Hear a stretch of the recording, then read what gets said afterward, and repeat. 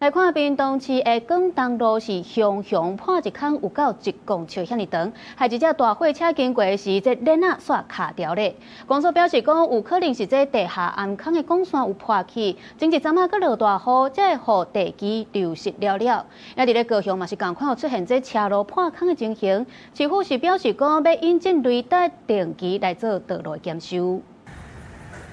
大货车拍警示灯停伫路边，正前链已经一半塌落去坑内。阮这路都平平，啊来到这落落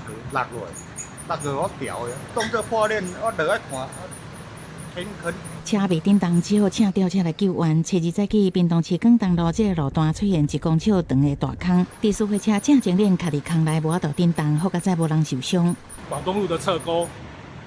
那个跟 连通到香海的一个连通管，因为产生那个断裂啊，所以导致那个雨水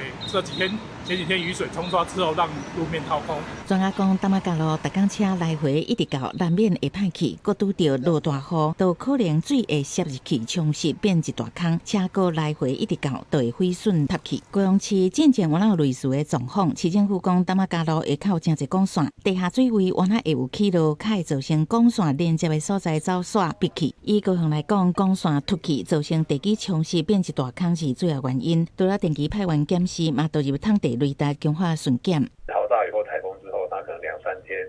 道路下会有新的一些坑洞出现，这部分的确是比较难去预估的。经常性去检测的路段，我们都有做一些分级